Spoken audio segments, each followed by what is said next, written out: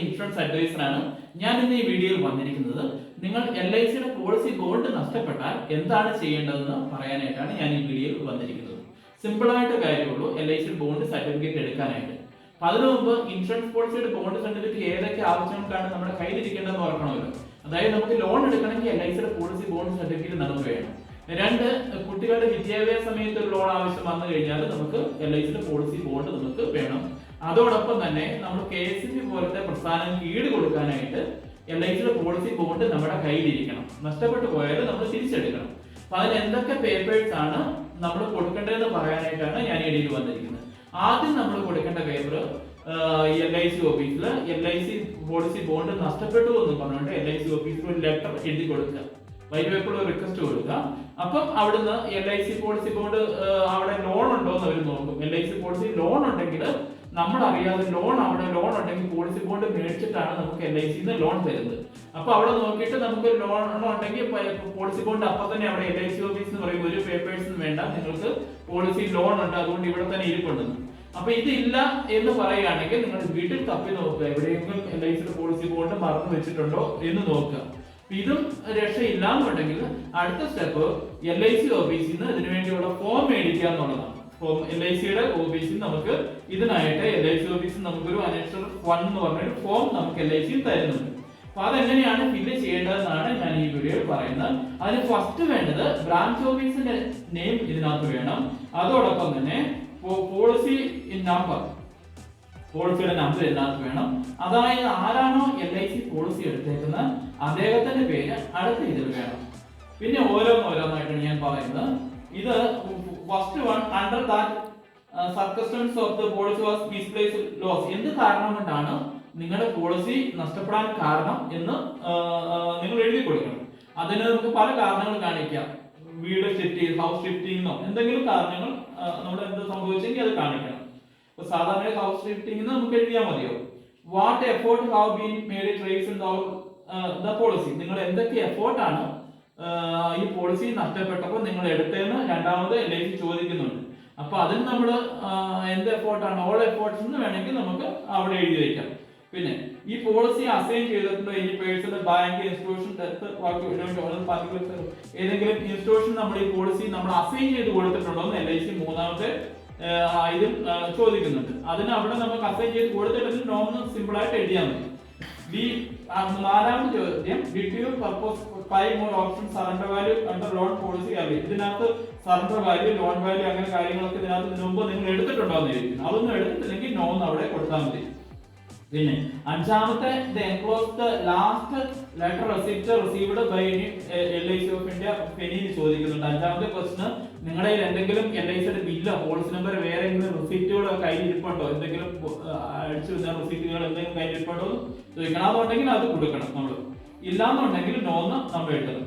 പിന്നെ ഇത് ഏറ്റവും അവസാനത്തെ, I here declare that information that knowledge and request insurance corporation to duplicate policy was claim surrender was original policy documents and only ready to requirements. അപ്പോൾ ഈ details കൊടുക്കാൻ പറയുന്നുണ്ട്. ഇന്നത്തെ ഡേറ്റ് കൂടെ LIC ചോദിക്കുന്നുണ്ട്. അന്ന് നമ്മൾ ആ പേപ്പർ കൊടുക്കുന്ന ഡേറ്റ് കൂടെ LIC ഇതിനകത്ത് ചോദിക്കുന്നുണ്ട്. അതോടൊപ്പം തന്നെ ഒരു വിറ്റ്നസിനെ LIC ചോദിക്കുന്നുണ്ട്. വിറ്റ്നസ്, ഒരു സാക്ഷി. നമ്മൾ ഒരു സിവിലൊക്കെ ഉള്ള ആളുകളെയാണ് നമ്മൾ ഉദ്ദേശിക്കുന്നത്. ഇൻഷുറൻസ് ഏജന്റ് ആകാം, ഗസറ്റ് ഓഫീസർ ആകാം, സ്കൂൾ ടീച്ചർ, സീൽ വെക്കാൻ പറ്റുന്ന ഒരാളുടെ വിറ്റ്നസ് ആണ് ചോദിക്കുന്നത്, LIC ചോദിക്കുന്നത്. അതോടൊപ്പം തന്നെ അതിന് തൊട്ടപ്പുറത്തെ കാലത്ത് സിഗ്നേച്ചർ ഓഫ് ലൈഫ് ഇൻഷുറൻസ് എന്ന് പറഞ്ഞിട്ടുണ്ട്. അതായത് പോളിസി ഇൻഷുറൻസ് എടുത്ത ആളുടെ പേര്, അദ്ദേഹത്തിന്റെ ഒപ്പും ഇവിടെ ചോദിച്ചിരിക്കുന്നുണ്ട്. അദ്ദേഹത്തിന്റെ നെയിം എന്താണെന്നും, ഒക്യുപ്പേഷൻ എന്താണെന്നും, അദ്ദേഹത്തിന്റെ ജോലി എന്താണെന്നും, അഡ്രസ് എന്താണെന്നും, വീട്ടുപേര്, അങ്ങനെ കാര്യങ്ങളെല്ലാം ഇതിനകത്ത് LIC ചോദിക്കുന്നുണ്ട്. അപ്പൊ ആ ഫോം അവിടെ വെച്ച് തീർന്നു. ഇനി അടുത്ത ഫോം LICയുടെ നമ്മൾ ഫോം ഡ്യൂപ്ലിക്കേറ്റ് പോളിസിയാണ് നമ്മൾ എടുക്കാനായിട്ട്, നമ്മുടെ പോളിസി ബോണ്ട് നമ്മുടെ കയ്യിൽ വെക്കാനായിട്ടാണ് നമ്മൾ ഉദ്ദേശിക്കുന്നതെങ്കിൽ അതിന്റെ ഫോം നമ്പർ 3762 എന്ന് പറഞ്ഞ നമ്പറാണ്, ആ ഫോമാണ് നമ്മൾ ഉപയോഗിക്കേണ്ടത്. 3762 ഫോമിൽ LIC ചോദിച്ചിരിക്കുന്ന കുറെ ചോദ്യങ്ങളുണ്ട്. അടുത്ത ഫോമിൽ നമ്മൾ ചോദിക്കുന്ന കുറെ കാര്യങ്ങളുണ്ട്. അതിനകത്ത് full name of life assured, അതാണ് ഇതിനകത്ത് ചോദിക്കുന്നത്. ഏറ്റവും മുകളിൽ ഫുൾ നെയിമോ അഷ്വേർഡ്, അദ്ദേഹത്തിന്റെ പോളിസി എടുത്തേക്കുന്ന അദ്ദേഹത്തിന്റെ പേരൊന്നും എഴുതാനില്ല. പിന്നെ അതിന്റെ തൊട്ട് താഴെ വരുന്നത് ഫുൾ നെയിം ഓഫ് അടിച്ചോളൂ. അതും പോളിസി ഹോൾഡറുടെ പേര്, ഫുൾ നെയിമും ടൈപ്പ് വെച്ചോട്. അദ്ദേഹത്തിന് പോളിസി എടുത്തേക്കുന്ന ആള് കുറെ കാലം നെയിം ഓഫ് പോളിസി ഹോൾഡർ ഇത് മാത്രമേ പോളിസി എടുത്തേക്കുന്ന ആളുടെ പേര് മാത്രം എഴുതാനുള്ളൂ. നെയിം ഓഫ് പോളിസി ഹോൾഡറുടെ പേര്, ഈ ഡീറ്റെയിൽസ് മാത്രമേ ഈ ഫോമിൽ നമുക്ക് എഴുതാൻ. പോളിസി ഹോൾഡറുടെ പേര് മാത്രം ഇതിനകത്ത് നമ്മൾ ചോദിക്കുന്നുള്ളൂ.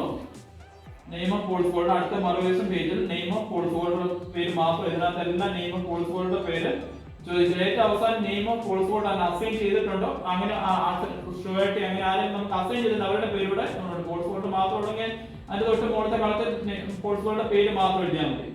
പിന്നെ ഇതെല്ലാം അങ്ങനെ തന്നെയുള്ളൂ. പിന്നെ അടുത്ത ഏറ്റവും അവസാനം 2 വിറ്റ്നസിന്റെ പേര് നമ്മൾ LIC ചോദിക്കുന്നുണ്ട്. വിറ്റ്നസിന്റെ സിഗ്നേച്ചർ നമ്മൾ ചോദിക്കുന്നുണ്ട്. സിഗ്നേച്ചർ, അദ്ദേഹത്തിന്റെ നെയിം, ഒക്യുപ്പേഷന്, ഈ കാര്യങ്ങൾ. ആദ്യത്തെ ഒരു വിറ്റ്നസിന്റെ പേരും ഡീറ്റെയിൽസും എല്ലാം ചോദിക്കുന്നുണ്ട്. അത് LIC ഏജന്റോ അല്ലെങ്കിൽ ഇങ്ങനെ സീലുള്ള ഒരാളുടെ പേരോ നമ്മൾ കൊടുക്കേണ്ടി വരും. രണ്ടാമതും അടുത്തൊരു വിറ്റ്നസിനോട് LIC ചോദിക്കുന്നുണ്ട്. സിഗ്നേച്ചർ, ഒപ്പ് ചോദിക്കുന്നുണ്ട്, പേര്, അഡ്രസ്, ഈ ഡീറ്റെയിൽസ് എല്ലാം LIC ചോദിക്കുന്നുണ്ട്.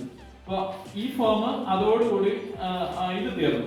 അപ്പൊ ഈ ഫോമില് ഈ 37-62 ഫോമിലെ ഈ ഡീറ്റെയിൽസ് എല്ലാം നമ്മൾ അടുത്ത സ്റ്റെപ്പ് ചെയ്യേണ്ടതെന്ന് വെച്ചാൽ മുദ്ര പേപ്പർ നമ്മൾ മേടിക്കണം. മുദ്ര പേപ്പർ മേടിച്ചിട്ട് ഈ 37-62 നമ്മൾ എഴുതിയ ഫില്ല് ചെയ്ത കാര്യങ്ങളെല്ലാം മുദ്ര പേപ്പറിലേക്ക് ഒരു ഇൻസ്റ്റിറ്റ്യൂഷനിൽ പോയി നമ്മൾ ടൈപ്പ് ചെയ്യിക്കണം. ഈ സാധനങ്ങളെല്ലാം ടൈപ്പ് ചെയ്യിക്കണം. അപ്പൊ അവർ ആ ഇൻസ്റ്റിറ്റ്യൂഷൻ LICയുടെ അടുത്തുള്ള ഇൻസ്റ്റിറ്റ്യൂഷനിലാണെങ്കിൽ ഇതെല്ലാം അവർ അവിടെ തന്നെ ടൈപ്പ് ചെയ്തു. ഇൻസ്റ്റിറ്റ്യൂഷൻ സ്ഥിരമായിട്ട് ചെയ്യുന്ന ആളുകളാണെങ്കിൽ ഇതെല്ലാം ടൈപ്പ് ചെയ്ത് അവർ അവിടെ നിന്ന് തരും. ഇത് ഫോം ഫില്ല് ചെയ്ത് അവിടെ കൊടുത്താൽ മതി. മുദ്ര പേപ്പർ പോളിസി എടുത്തേക്കുന്ന ആളുടെ പേര് തന്നെ വേണം മുദ്ര പേപ്പർ മേടിക്കാനായിട്ട്.